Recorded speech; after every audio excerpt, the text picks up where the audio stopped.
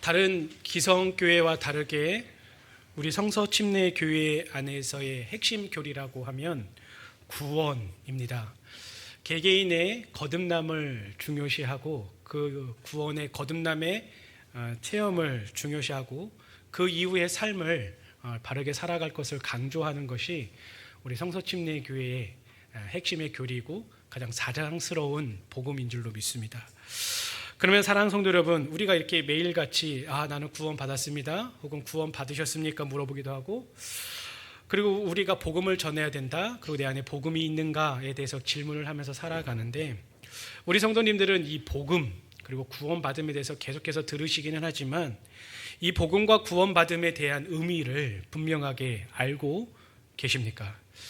중요한 것은요, 이 복음이 무엇인지, 그리고 이 구원받았다, 이 구원받음의 의미가 무엇이고 그것을 믿는 것은 정말 한 인생에 있어서 정말로 큰 천지 차이가 날 만큼 큰 다른 결과를 만들어낸다라는 것이죠.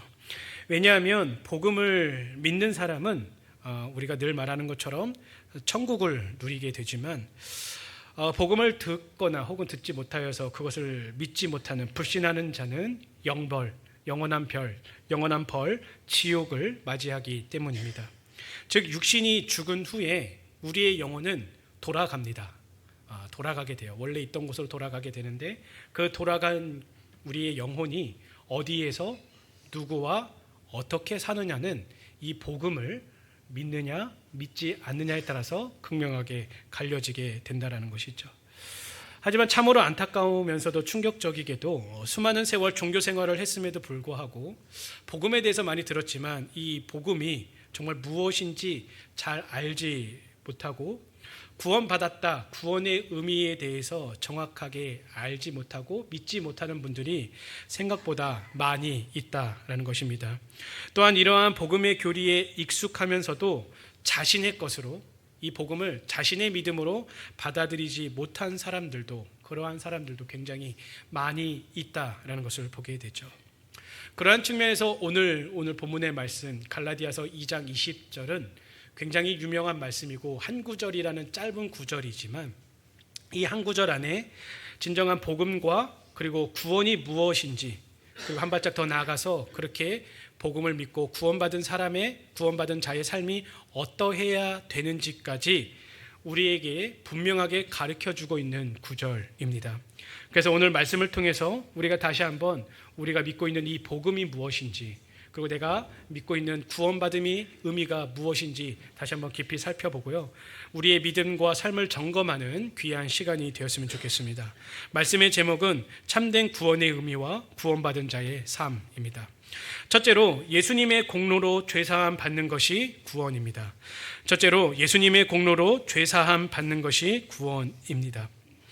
복음이라는 말을 음역 그대로 풀이하면 복된 소식, 복된 소리입니다.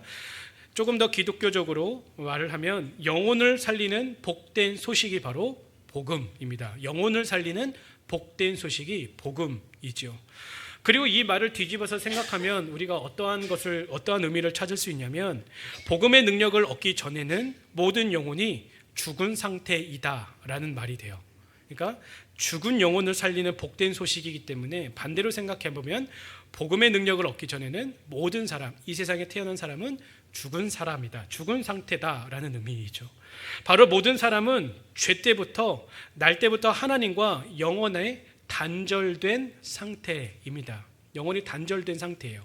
그래서 우리가 이 단절된 상태를 이 땅에서 해결하고 가지 못하면 우리가 죽은 후에도 하나님과 단절된 관계가 이어집니다. 그렇기 때문에 우리는 하나님의 나라, 하나님의 왕국에 들어가지 못하고 지옥에 가는 존재가 된다라는 것이죠. 그리고 이렇게 하나님과의 단절된 영적인 상태를 성경에서는 무엇이라고 말하냐면 이것을 영적으로 죽은 상태다라고 말을 합니다.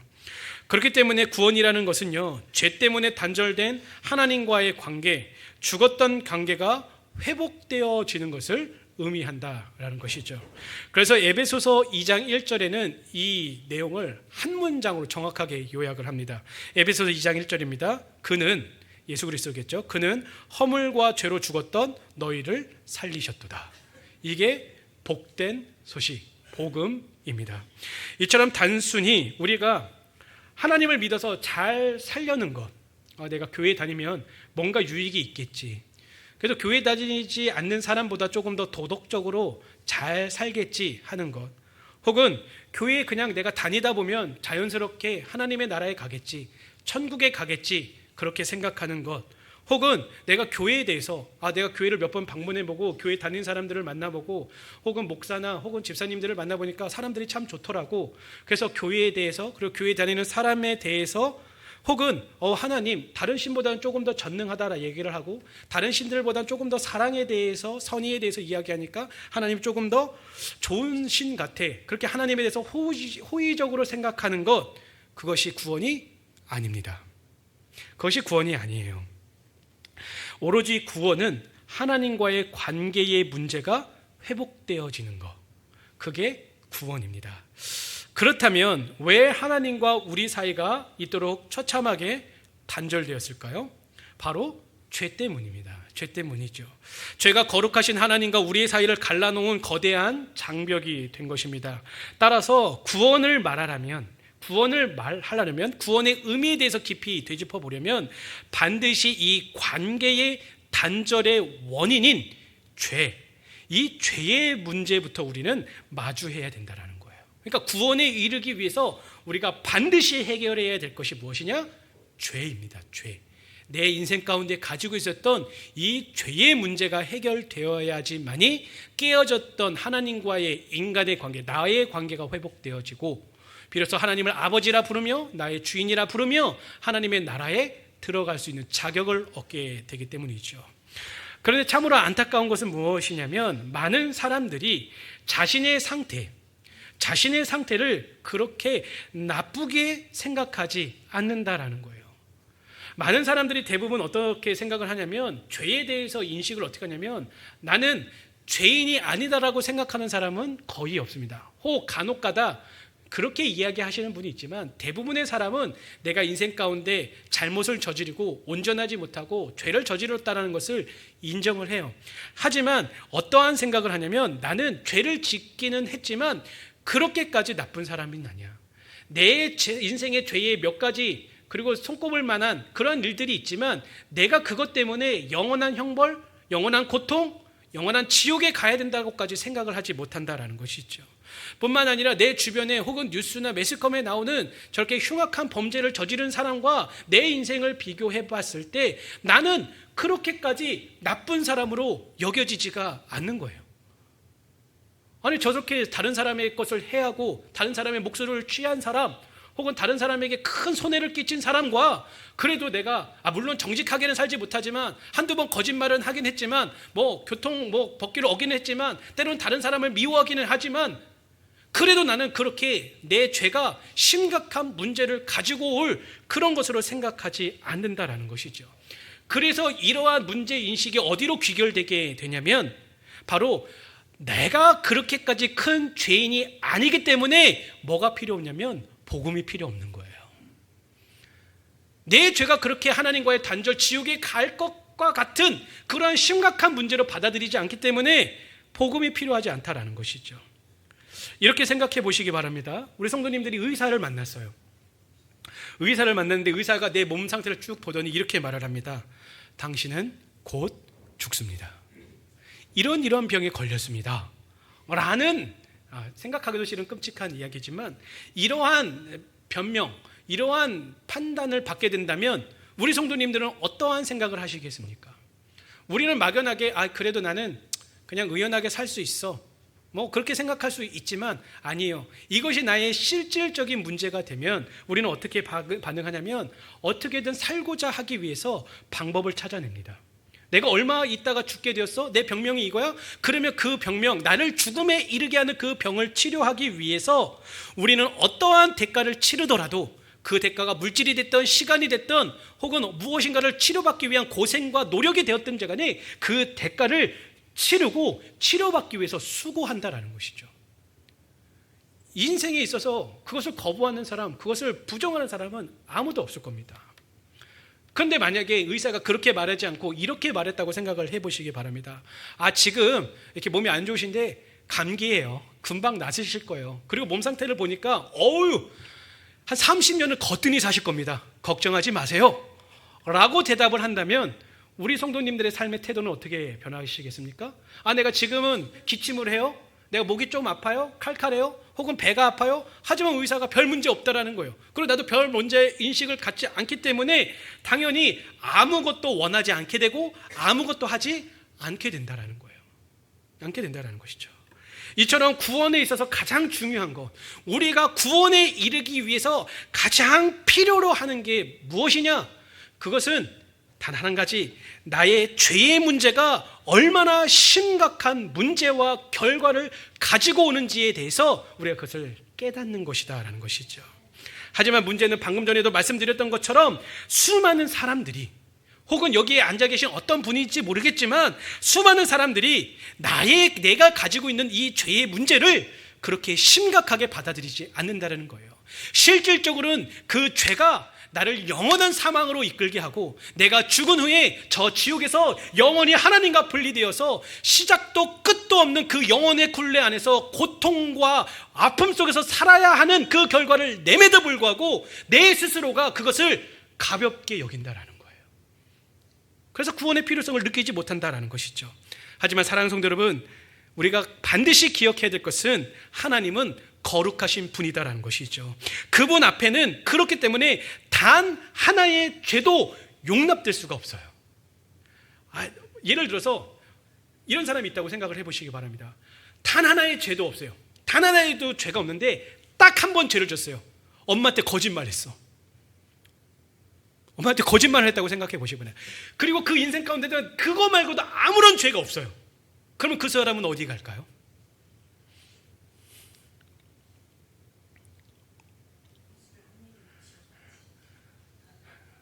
지옥에 가는 거예요. 하나님은요, 거룩하신 분입니다. 그 어떠한 죄, 우리 지난주에 우리 찬양대가 굉장히 좋은 찬양을 불러줬는데 그 가사 중에 그런 거 있어요. 어둠의 조각조차도 그분 안에 있을 수 없다. 어둠의 그림자조차도 하나님의 나라에 있을 수가 없어요. 하나님은 거룩하신 분입니다. 그분 앞에서는 단 하나의 죄도 용납될 수가 없어요. 그리고 그 결과가 분명합니다. 영원한 단절, 영원한 심판이죠. 그래서 중요한 것은 우리는 가장 인생에 있어서 중요한 질문 앞에 설 수밖에 없게 되는 거예요. 그래, 그러면 이 죄의 문제를 내가 어떻게 해결해야 되냐? 인생의 이 세상에서 태어나면 언제든지 돌아가잖아요. 그 때와 시는 우리가 알 수 없습니다. 1살에도 죽고요, 8살에도 죽고 50살에도 죽고 80살에도 죽습니다. 이 죽음이라는 것은 늘 우리 인생 곁에 있습니다. 그럼 이 죽은 후에 내가 이 죄의 문제로 영원한 고통과 지옥으로 가게 된다면 우리는 단 하나의 질문을 하고 그 질문을 해결해야 돼요. 그게 뭐냐면, 과연 그러면 이 죄의 문제를 어떻게 해결할 것인가? 그리고 이 중대한 질문에 오늘 답을 줍니다. 오늘 본문에서 분명하게 답을 줘요. 본문 전반절에서 이렇게 고백합니다. 내가 그리스도와 함께 십자가에 못 박혔다. 이게 우리의 죄의 문제를 해결해주는 유일한 답입니다. 우리가 하나님의 나라에 가지 못하는 유일한 이유가 죄이라면 우리가 하나님의 나라에 들어갈 수 있는 자격을 얻는 유일한 길도 하나예요. 내가 그리스도와 함께 십자가에 못 박혔나니. 여기서 우리가 주목해야 될 말이 함께라는 말입니다. 내가 그리스도와 함께. 지금 이 고백을 누가 하고 있냐면 사도 바울이 하는 고백입니다. 우리가 사도 바울의 인생을 생각해 보면 사도 바울은 실제로 예수님께서 십자가에 못 박히실 때 옆에서 같이 못 박힌 사람이 아니에요. 못 박혀서 죽은 사람이 아니에요. 그런데 왜 사도 바울은 지금 내가 그리스도와 함께 십자가에 못 박혔다라고 이야기를 할까요? 그 이유는요, 예수님의 십자가의 공로가 곧 나의 것, 사도 바울 자신의 것이 되었기 때문에 이렇게 고백을 하는 겁니다. 즉 주님의 대속의 사건을 나의 사건으로 받아들이는 강력한 믿음의 선포다라는 것이죠. 마찬가지로 2000년 전에 골고다 언덕에서 일어난 십자가의 사건, 실제로 일어난 이 사건이었죠. 그 십자가의 사건은 단순한 과거에 있었던 일, 그 사건이 아니다라는 것이죠. 바로 하나님은요, 그 십자가 위에서 누굴 보고 계셨냐면 여전히 멸망 가운데 죄로 인해서 죽어가고 있는 나를 바라보고 계셨다라는 거예요. 바로 예수님은 나를 위해, 그리고 아직 구원받지 못한 당신을 위해서 십자가에 못 박혀 죽으신 겁니다. 바로 우리를 대신하여 십자가에 못 박히신 예수님께서 자기의 목숨값으로 우리의 죄의 문제를 해결해 주신 거예요. 죄의 문제를 해결할 수 있는 유일한 길은 내 목숨을 내놓으면 됩니다. 내 목숨을 내놓으면 돼요. 하지만 우리는 목숨은 하나밖에 없잖아요. 그렇기 때문에 예수 그리스도께서 자기 목숨값으로 우리의 죄값을 치르셨고, 우리는 대신 치르신 예수님의 그 십자가에서 행하신 그 공로를 힘입어 구원을 받게 되는 겁니다. 그리고 우리가 이 사실을 믿을 때 여기 있는 어떠한 목사, 어떠한 다른 성도, 어떤 형제 자매의 그 사람을 위한 이야기가 아니라 바로 2000년 전에 예수 그리스도가 십자가에 못 박혀서 죽으신 이유가 바로 나의 죄를 위한 그것을 믿을 때 그 죽음이 사도 바울의 고백처럼 나의 죽음이 되고, 그 살아나심의 의롭게 되심이 바로 나의 의가 되어서 우리는 영원한 천국 하나님의 나라에 들어갈 수 있게 되는 것이지요. 그런데 언제부턴가 이 구원에 대해서 오해하거나 잘못된 생각을 하는 사람들이 정말로 많은 것 같습니다. 제가 기도하고 바라는 것은 이러한 오해가 우리 성도님들 안에 없기를 바라는 마음에서 하는 거예요. 바로 하나님을 위해서 얼마나 내가 교회를 위해서 얼마나 열심히 섬기고 봉사하는지, 얼마나 많은 헌금을 내는지, 어떠한 직분을 얻고 어떻게 헌신하는지에 따라서 내가 구원에 가까워질 수 있다라고 생각을 한다는 거예요. 내가 이렇게 열심히 봉사하고 내가 무엇인가 수고하면 하나님께서 나의 이 봉사의 손길과 나의 이런 노력을 알아주시겠지? 그럴 때 내가 죽은 후에 모른 척하지 않으실 거야. 내가 이만큼 봉사하고 이만큼 드렸고 이만큼 수고했는데 어떻게 하나님께서 나를 모른 척하실 수 있어? 그러니까 내가 이만큼 수고하고 노력하면 하나님께서 천국으로 나를 부르실 거야. 그렇게 생각한다라는 거예요. 뿐만 아니라 그렇게 노력하지 않더라도 하나님의 말씀, 계명을 나름대로 잘 지키면, 완벽하지 않더라도 내가 그 나름대로 잘 지키면 내가 구원받을 수 있다라고 생각을 한다라는 것이죠. 하지만 제가 앞서서 계속해서 설명을 드렸다시피 절대로 그런 것들은 뭐합니까? 구원을 이르게 할 수 없습니다. 그래서 사도 바울은 그 다음 절 21절에서 이렇게 고백합니다. 내가 하나님의 은혜를 패하지 아니하노니 만일 의롭게 되는 것이 율법으로 말미암으면 그리스도께서 헛되이 죽으셨느니라 라고 말해요. 그렇잖아요. 내가 무엇인가를 수고하고 내가 뭔가 노력하고 내가 무엇인가를 이루어서 구원받을 수 있는 것이다. 그런 것이라면 예수님께서 돌아가실 이유가 없어요. 내가 어떠한 직분을 얻게 되었을 때 그 직분의 공로로 말미암아 내가 구원에 이르게 된다면 예수님께서는 죽으실 이유가 없다라는 것이죠. 내가 계명을 완벽하게 지키는 것으로 말미암아 구원에 이를 수 있다면 예수님께서 죽으실 필요 없어요. 계명을 완벽하게 이룰 수 있는 것이라면 이루라고 노력하라고 던져주시고 하게끔 하면 되는 거예요. 하지만 그럴 수 없기 때문에 예수님께서 십자가에 못 박혀 죽으신 겁니다. 이처럼 구원은 내가 잘해서 받는 게 아니에요. 내가 노력해서 받는 게 아니에요.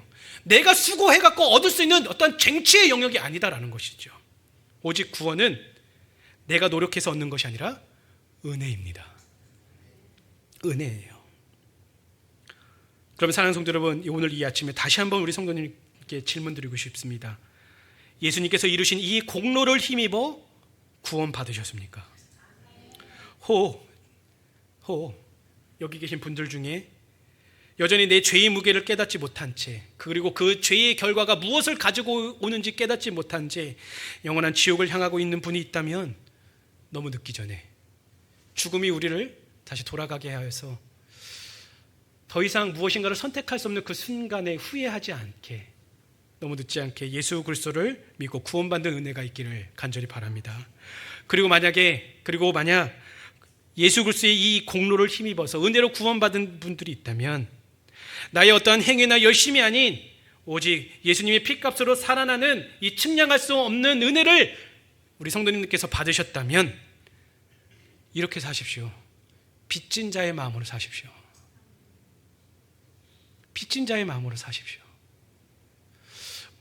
우리가 누군가에게 채무를 지거나 빚을 지게 되면 어떻게 합니까?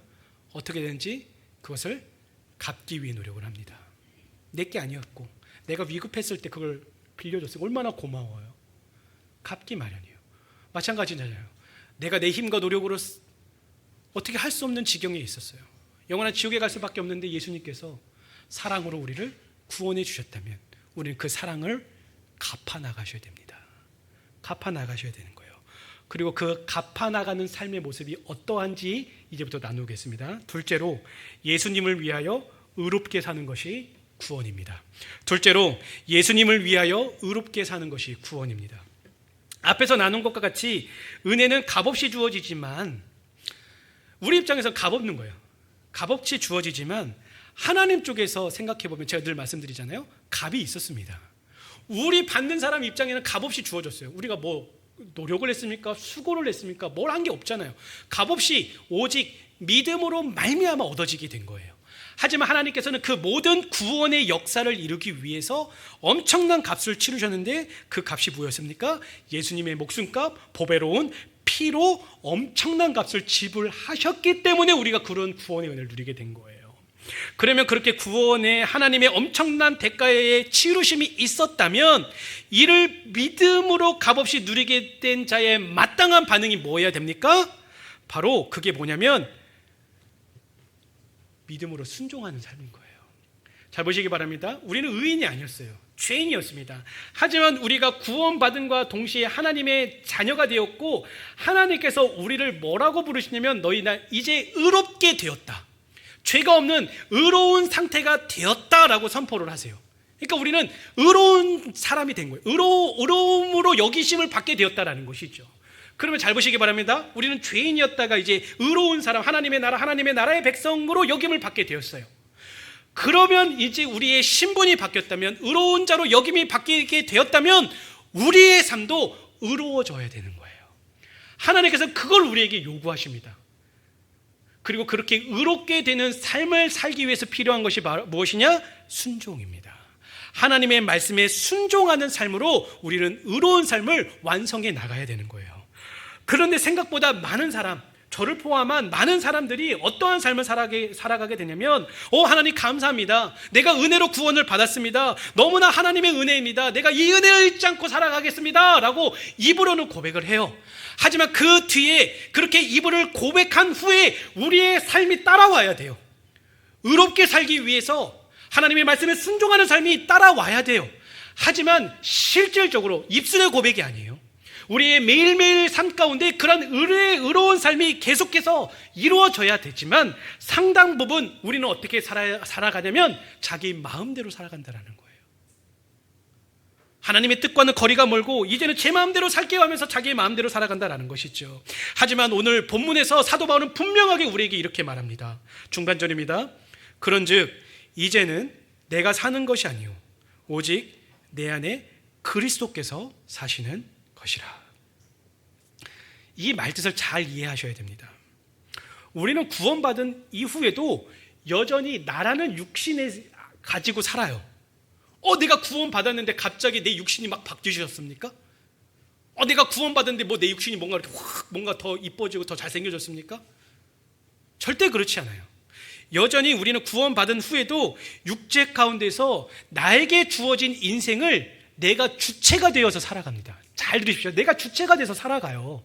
네. 무엇인가를 결정하고 무엇인가를 선택하는 거 내가 주체하잖아요. 내가 결정하고 내가 말하고 내가 무엇인가를 행동을 하잖아요. 내가 주체가 되어서 살아갑니다. 그러면 지금 사도 바울의 고백, 그런즉 이제는 내가 사는 것이 아니요 내 안에 그리스도께서 사시는 것이라는 이 말뜻이 무엇이냐? 우리는 이걸 잘 생각해야 됩니다.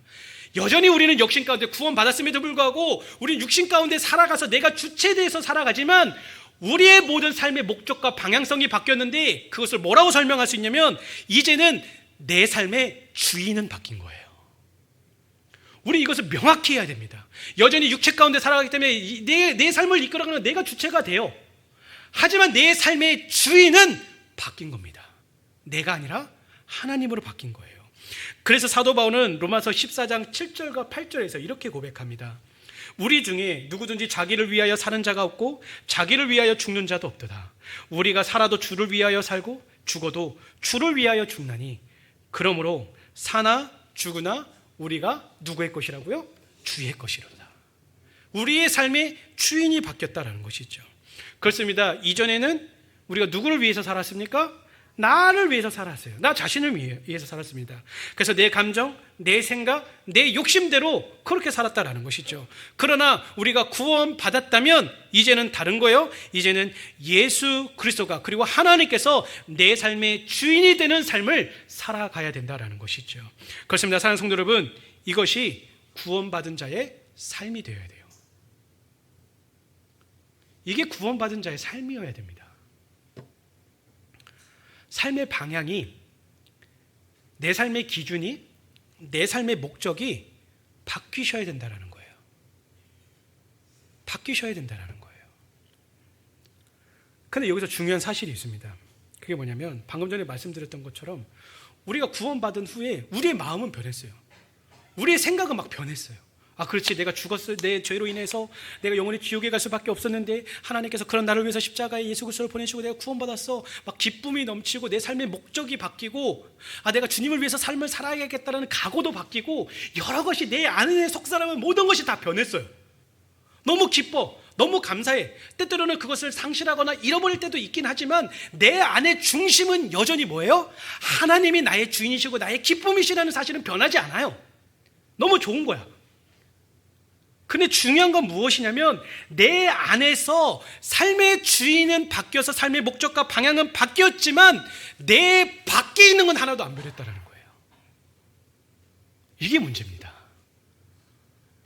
여기에서 모든 어려움과 고난과 속상함과 뭔가 모든 것이 다 일어나요. 이 여기서 온도 차이 나는 거예요. 나는 하나님을 너무 사랑해. 하나님께서 나를 위해서 구원해 주신 거 너무 감사해. 내 안에서는 모든 것이 변했어요. 내 속사람은 살아났어요. 내 영혼은 살아났어요. 내 안에 성령님이 계셔요. 그래서 선한 일을 이루고 계세요.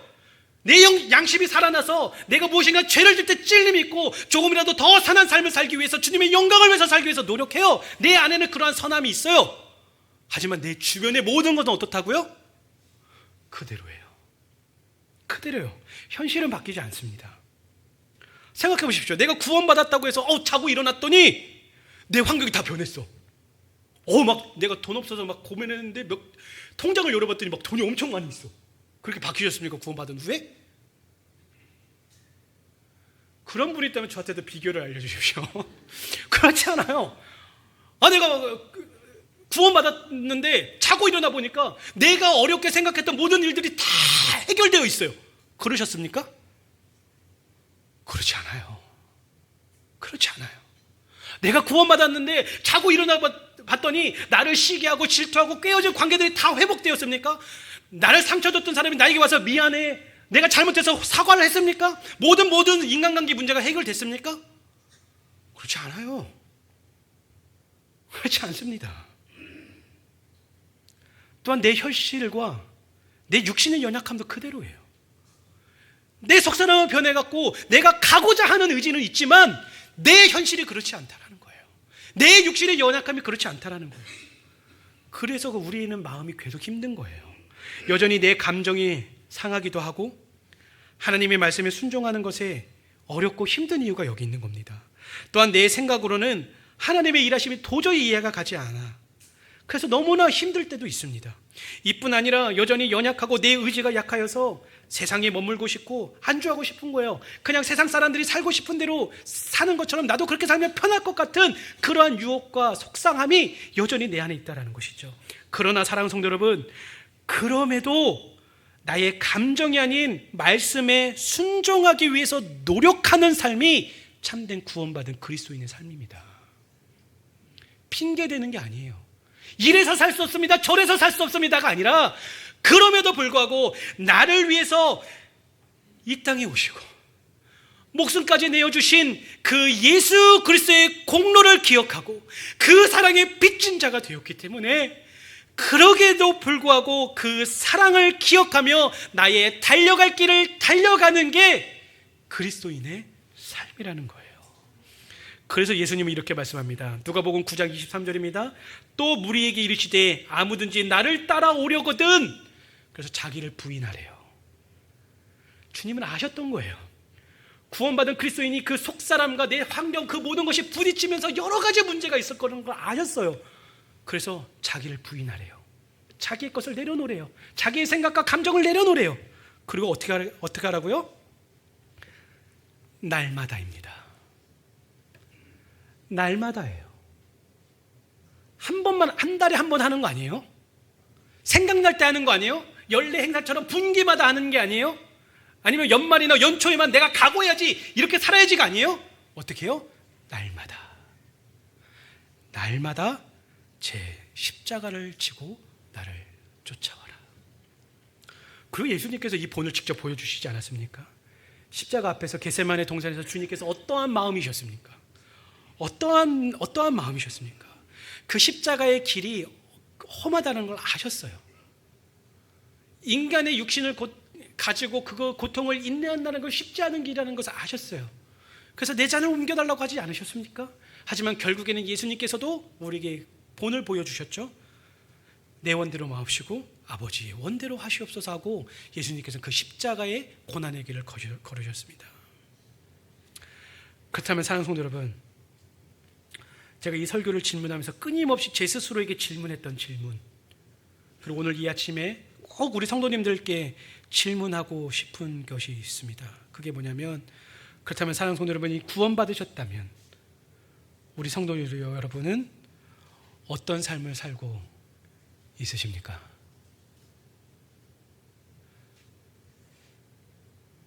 여러분의 삶의 주인은 누구이십니까? 우리는요, 내 삶의 주체와 내 삶의 주인을 헷갈려 하는 것 같아요. 우리는 여전히 육신 가운데 살기 때문에 내가 주체가 돼서 살아갑니다. 무엇인가를 결정하고 생각하고 판단하고 하는 거 살아가요. 하지만 그 모든 것의 뿌리는 뭐가 있어야 되냐면 나의 주인 되신 하나님이 거기 자리에 계셔야 되는 거예요. 근데 우리는 자꾸 그 자리를 넘봐요. 자꾸 내가 주인이 되고 싶어 해요. 자꾸 내가 유리한 쪽으로, 내가 편한 쪽으로, 내게 이득이 되는 것 쪽으로 생각을 합니다. 우리 성도님들의 결정권자는, 삶의 결정권자는 누구이십니까? 제가 이 시간 우리 성도님들에게 이러한 말을 하는 것은 막 탓하려고 하는 게 아니에요. 뭔가 혼을 내기 위해서 막 그런 말을 하는 것이 아닙니다. 그리고 완전 무결한 삶을 살라고 그렇게 권면하는 것도 아니에요. 적어도 우리가 갚을 길 없는 그 놀라운 은혜와 구원을 받았다면, 그리고 내가 이 모든 생명을 다 내어주어도 갚을 길 없는 은혜를 받았다면, 적어도 매일매일 삶 가운데 주님을 위한, 의롭게 살기 위한 그 의지를 가지고 노력해 보자라는 거예요. 그것을 온전히 이룰 수 있냐, 이룰 수 없냐의 문제가 아니라, 적어도 오늘 아침에 일어났다면 하나님, 내가 오늘 하루만큼은, 내일은 모르겠고 어제는 모르겠고 오늘 하루만큼은 내가 주님을 위해서 좀 살아보겠습니다. 내가 완전하지 않더라도, 내가 부족하더라도 내가 주님을 위한, 주님의 영화롭게 하기를 위한 삶을 살아보겠습니다라는 그 의지와 노력이 있었으면 좋겠어요. 우리 참 바쁘게 살아가죠. 아침에 일어나면요, 우리가 해결해야 될 일들이 계속해서 우리 앞에 놓입니다. 아버지면, 남편이면 그거로서 해야 될 일이 있어요. 남편으로서 해야 될 일들, 그리고 아버지로서 해야 될 일들, 우리 인생에 매일같이 옵니다. 직장에 나가서 일을 해야 되고, 먹여 살려야 되고, 내 가족을 돌보는 것이 있어야 돼요. 부인이라면 마땅한 일들이 또 있어요. 뭡니까? 내 가정을 돌보고 살림을 잘하고 아이들의 양육을 위해서 힘쓰는 그런 일들이 있습니다. 직장에 나가서도 우리가 해야 될 일들, 해결해야 될 일들이 많아요. 나에게 주어진 업무를 착실히 하셔야 되죠. 해결해내야 돼요. 해내야 되는 일들이 너무 많아요.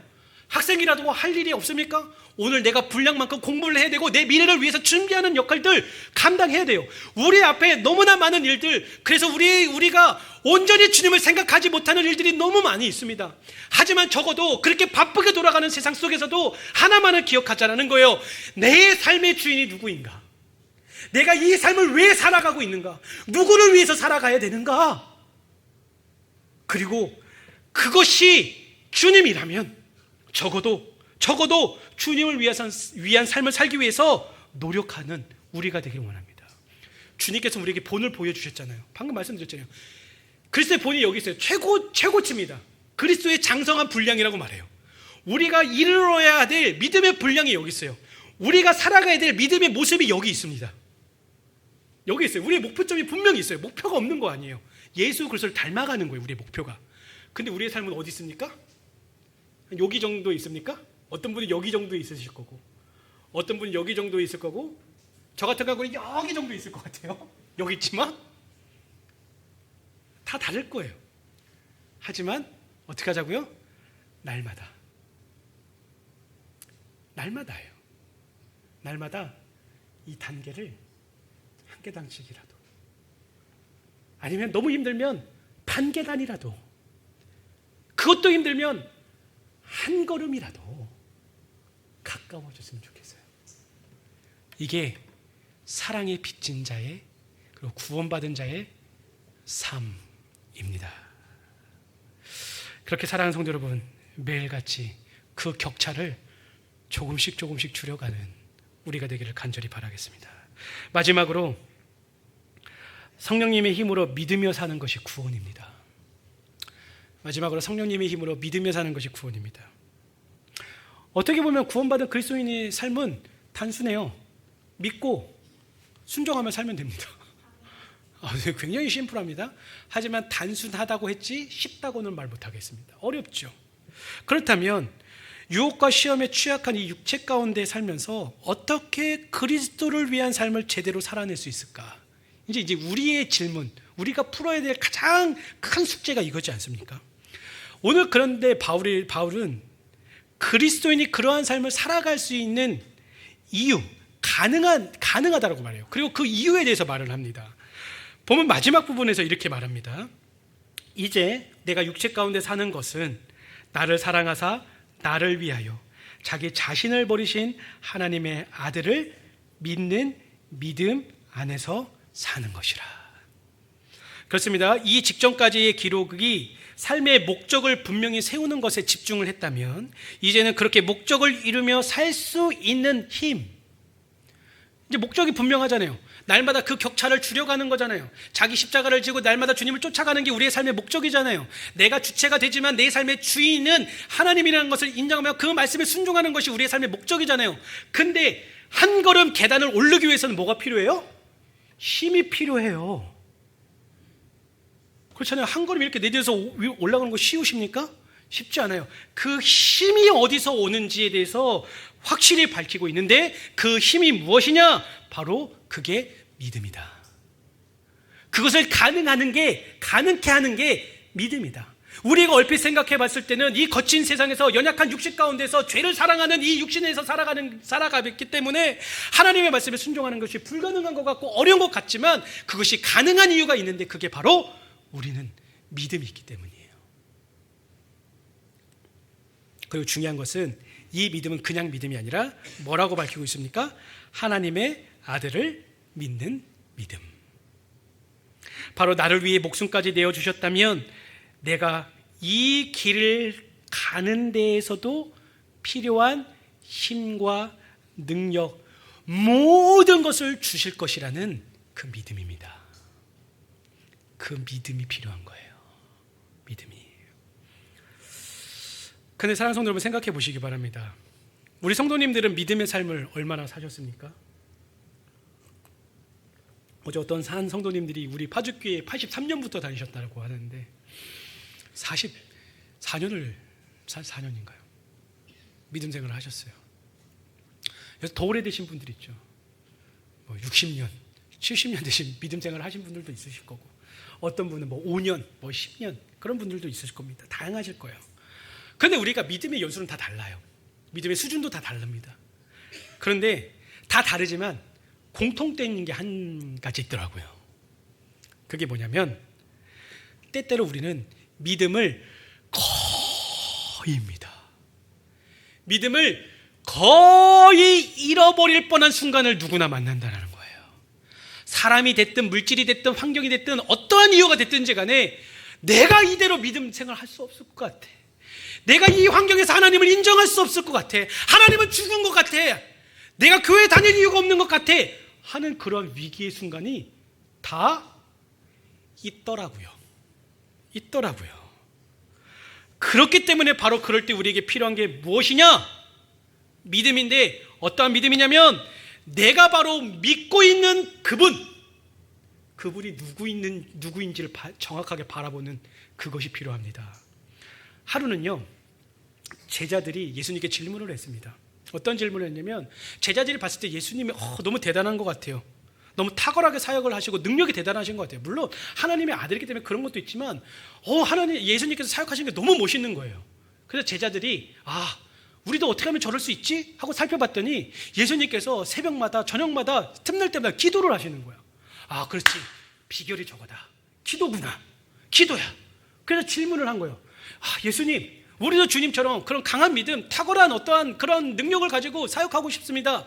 그 비결이 기도인 것 같은데요, 주님, 어떻게 기도해야 되는지 우리에게 알려주십시오 라고 질문을 하게 돼요. 그리고 그 이후에 주님께서 대답해 주시는 게 그 이름도 유명한 주기도문입니다. 주기도문이에요. 이제 기성교회들이 이제 예배 시작 전에 쭉 주기도문을 외우는데, 우리 성도님들 다 외우시지는 못하더라도 예수님께서 제자들에게 이렇게 기도해라, 너희들의 인생 가운데서 능력이 나타나는 삶, 믿음을 열심히 잘 지켜낼 수 있는 그 기도를 알려줄 건데 이렇게 기도하라라고 하면서 가장 먼저 나온 말이 뭐냐? 하늘에 계신 우리 아버지요. 이처럼 우리가 시험을 만나도 우리의 믿음의 대상이 우리를 가장 사랑하시는 분이라는 거예요. 그것을 기억하라는 거예요. 우리의 환경, 내가 처한 어떠한 암울한 상황, 그걸 보는 게 아니라 지금 너가 누구를 향해서 기도하고 있냐, 그게 바로 하늘에 계신 나의 아버지라는 것을 기억할 때 이거만큼 우리에게 힘과 위로가 되는 것이 없다라는 것이죠. 그렇습니다. 하나님은 결코 우리를 버리지 않으시고 보호하시며 영화롭게 될 때까지 우리를 인도해 주십니다. 또한 모든 것을 협력하여 선을 이루실 것이며 우리가 흘린 모든 눈물을 닦아주시고 영원한 즐거움으로 보상해 주실 것을 우리는 믿어야 돼요. 그렇기 때문에 사랑하는 성도 여러분, 믿음의 걸음을 날마다 걸어가실 때 지치실 수 있어요. 어려우실 수 있어요. 낙심이 찾아올 수도 있어요. 자기의 십자가를 지고 갈 때 내 생각과 나의 마음을 내려놓는다는 거, 이거만큼 어려운 거 없습니다. 내 눈앞에 보는 이득을 내려놓는다는 거 쉽지 않아요. 하지만 그럴 때마다 지금 내가 무엇을 바라보고 있는지, 내가 무엇을 붙잡고 있는지 그것을 잊지 마십시오. 사랑하는 성도 여러분, 우리가 믿는 믿음이 무엇입니까? 나를 사랑하사 나를 위하여 자기 자신을 버리시는 하나님의 아들을 우리는 믿어요. 그 아들을 믿는다고요. 뿐만 아니라 자기 아들을 아끼지 아니하시고 내어주신 하나님은 아들과 함께 모든 것을 나에게 허락하실 분이시라는 것을 우리는 믿습니다. 바로 구원받은 그리스도인은 이 믿음 붙잡고 사는 겁니다. 이 믿음 붙잡고 살아가는 거예요. 우리가 즐겨 부르는 복음성가, 그리고 오늘 제가 특별히 우리 플루트 선생님한테 부탁을 드렸던 곡입니다. 곡의 제목은 주님이여 이 손을 꼭 잡고 가소서. 너무 좋은 찬양이에요. 저도 오랜만에 이 찬양을 들었는데, 설교를 좀 하면서 계속 들었는데 얼마나 은혜가 되는지 모르겠습니다. 제가 이 곡이 탄생한 비화를 설명하고 마치도록 하겠습니다. 이 곡을 지은 사람은 작사만 있으면, 작곡은 원래 있던 곡에 대한 건데 작사가 누구냐면 토마스 도시라는 미국의 기독교 음악가였습니다. 토마스 도시. 어느 날 그는 부흥 집회의 인도자로 초청을 받았어요. 찬양을 부르면서 인도해달라고 초청을 받았습니다. 당시 그의 아내는 만삭의 몸으로 출산을 앞두고 있었어요.